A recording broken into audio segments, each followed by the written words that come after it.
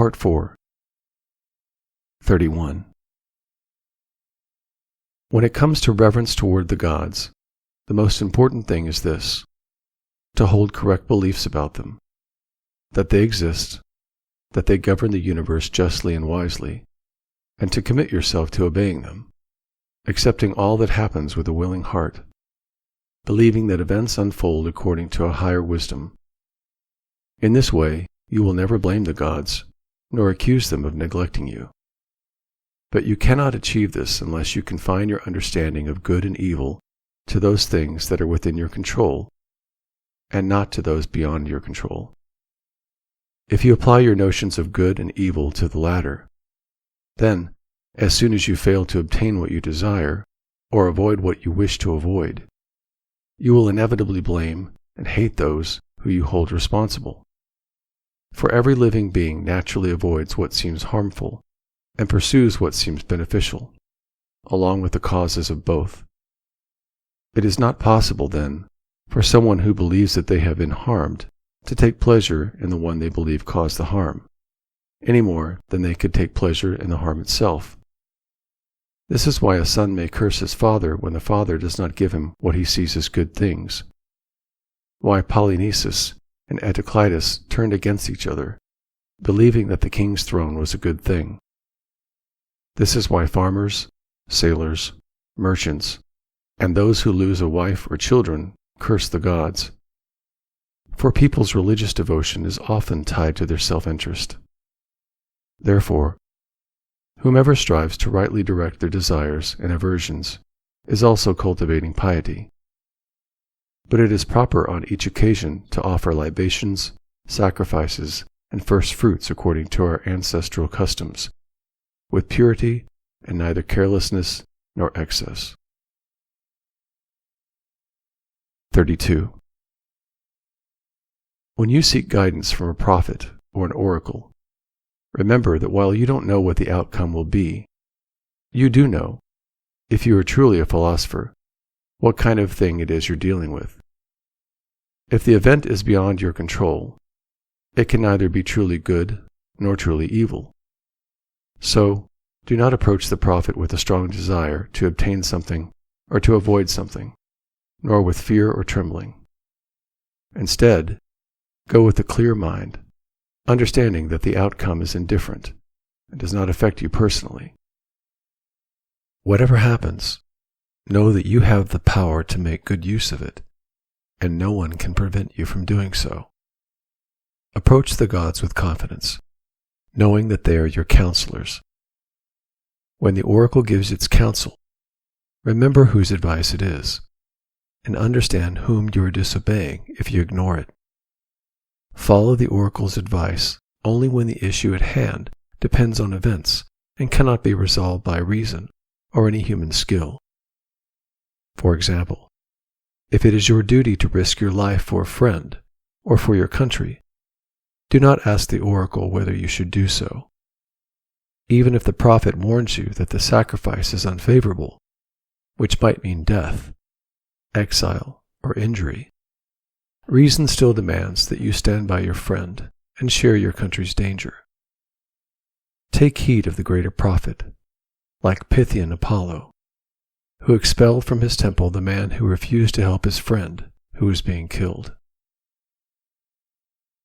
33. From the very beginning, set for yourself a clear and consistent way of living, which you will maintain both when you are alone and when you are in the company of others. Speak little, and when you do speak, say only what is necessary, and in as few words as possible.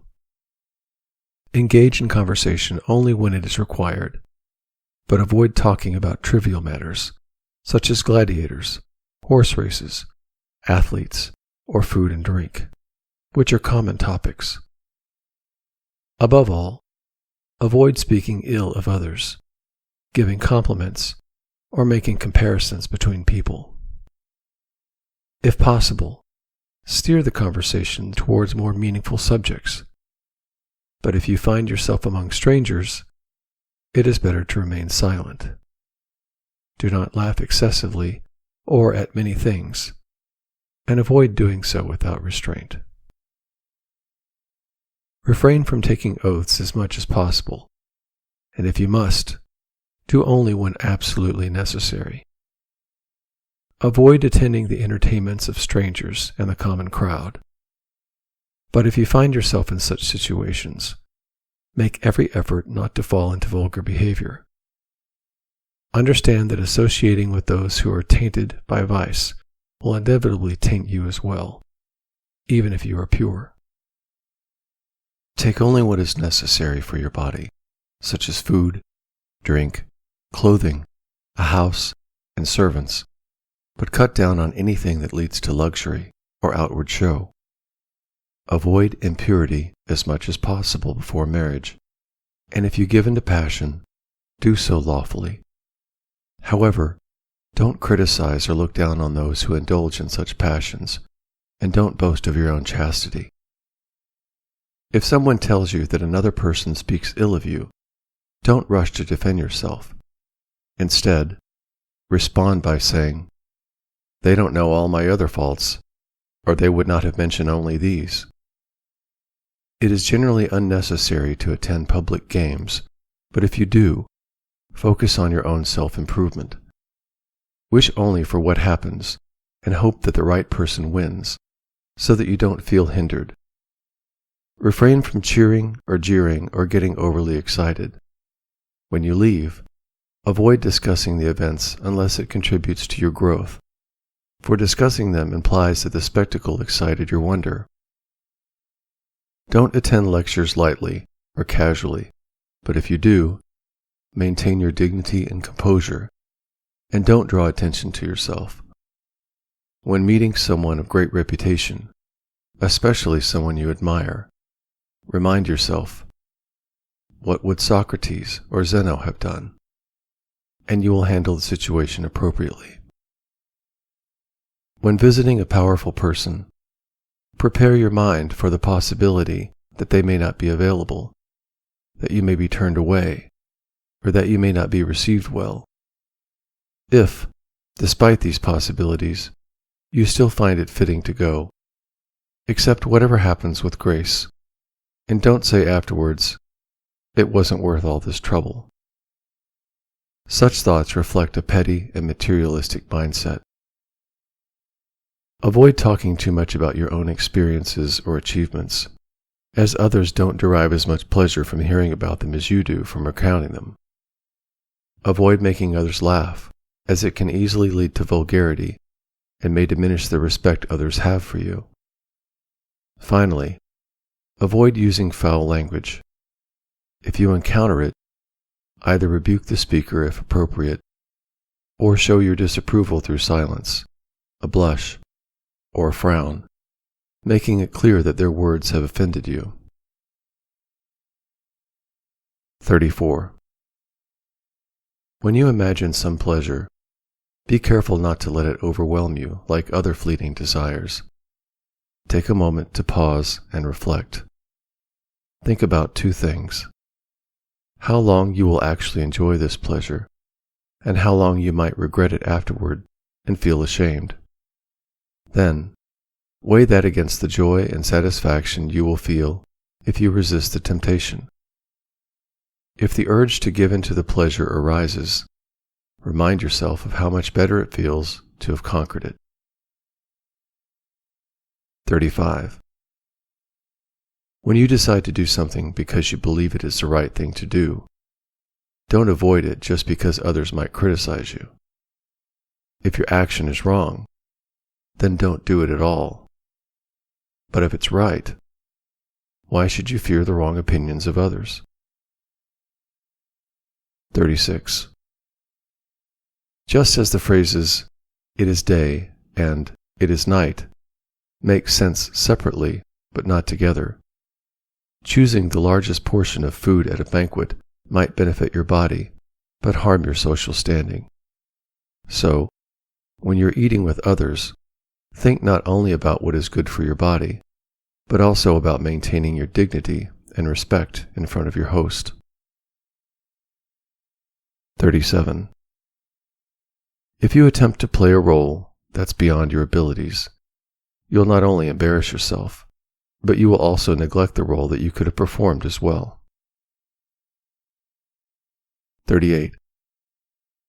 Just as you take care not to step on a nail or twist your ankle while walking, take care not to damage your inner guiding principle.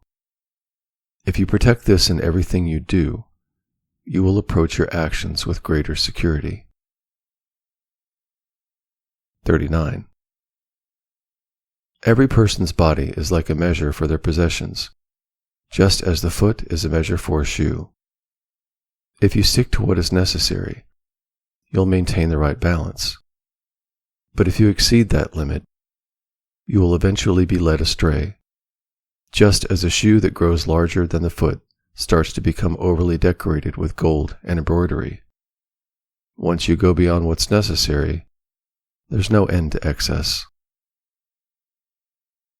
40. From the age of 14, women are often called madam by men. As a result, they may come to believe that their only value lies in being eligible for marriage, leading them to focus on their appearance and base all their hopes on it. Therefore, we must take care to teach them that their true worth lies in living a modest and honorable life. Part 5. 41. It's a sign of a dull mind to obsess over bodily concerns, such as prolonging exercise, eating, drinking, and other physical needs. These activities should be done as necessary, but your primary focus should be on the mind. 42. When someone speaks or acts against you, remember that they do so because they believe it's the right thing for them. They can only follow what seems good to them, not what seems good to you. If their belief is wrong, they are the ones who suffer from being deceived. In the same way, if a correct judgment is mistakenly believed to be false, it's not the judgment that suffers, but the person who is misled. If you understand this, you will be more forgiving toward those who speak ill of you, reminding yourself that they think they're doing the right thing. 43. Everything has two sides, one that you can handle and one that you can't. If your brother wrongs you, don't focus on the wrong itself, because you can't handle it that way. Instead, focus on the fact that he is your brother, someone raised with you, and then you'll be able to deal with it. 44. It's illogical to think, I am richer than you, therefore I am superior, or I am more eloquent than you, therefore I am better. It's more logical to say, I am richer than you, therefore I have more wealth, or I am more eloquent than you, therefore my speech is better. You are more than just your possessions or your skills. 45. If someone washes quickly, don't say they wash badly, just because they wash quickly. If someone drinks a lot of wine, don't say they drink badly, just that they drink a lot. Until you understand what motivates their actions, how do you know they are wrong? If you follow this advice, you'll only agree with judgments that are truly accurate. 46. Never call yourself a philosopher, nor talk about your principles to the crowd. Instead, live by your principles. For example, at a banquet, don't lecture others on how to eat. Just eat properly yourself. Remember that Socrates was so unconcerned with showing off that when people came to him seeking introductions to philosophers, he humbly took them to others. He was patient with being overlooked. If a debate arises among the crowd about some principle, mostly keep silent, for you risk saying something unwise. And if someone tells you, you know nothing, and it doesn't provoke you, you know you're on the right path. Just as sheep don't show their shepherds the grass they've eaten, but instead produce wool and milk. You should demonstrate your principles not by showing them off, but by the results they produce in your life. 47. When you decide to live a simple life, don't boast about it. And if you choose to drink only water, don't go around announcing, "I'm a water drinker." If you ever decide to train yourself rigorously, keep it to yourself and avoid making a show of it. Don't do things like embracing statues to prove your toughness. If you're really thirsty, take a good drink of cold water, rinse your mouth, and keep it to yourself. 48. An ignorant person's mindset is this: they always look outside themselves for benefit or harm. A philosopher, however, always looks within themselves for both. Signs that someone is making progress include not blaming, praising, complaining, or accusing others. They never speak as if they were important or knowledgeable. If someone compliments them, they laugh inwardly. If someone criticizes them, they don't defend themselves. They go about cautiously, like someone recovering from an illness, careful not to disrupt their progress until they're strong. They no longer desire things outside their control and only avoid what is unnatural. They exercise their will without strain. If others see them as foolish or ignorant, they don't mind. In short, they keep a close watch on themselves, as if they were their own enemy. 49. When someone takes pride in understanding and interpreting the works of Chrysippus, tell yourself, if Chrysippus hadn't written in such a complex way, this person would have nothing to be proud of. What is my goal? To understand nature and follow her. So, I seek out someone who interprets her, and after hearing that Chrysippus does this, I turn to him. But if I don't understand his writings, I find someone to explain them. There's nothing to be proud of so far. But once I understand, what really matters is acting on his teachings. That alone is worthy of pride. If I only admire the ability to explain, I'm just a grammarian rather than a philosopher, except that I interpret Chrysippus instead of Homer. So, if someone asks me to read Chrysippus, but I can't show actions that align with his teachings, I'd feel embarrassed. 50. Whatever principles you set for yourself, hold on to them as if they were sacred laws that you must not break. But don't worry about what others say about you. That's beyond your control. Part 6. 51. How much longer will you wait before considering yourself worthy of the highest ideals and refraining from anything that reason clearly forbids? You've received the teachings you should follow, and you've accepted them. So why are you still waiting for a teacher to guide you, delaying the improvement of yourself until they arrive? You are no longer a young person. You're an adult now. If you continue to be careless and lazy, always postponing your self-improvement to some future date, then whether you live or you die, you'll not progress, and you'll remain unaware of your own ignorance.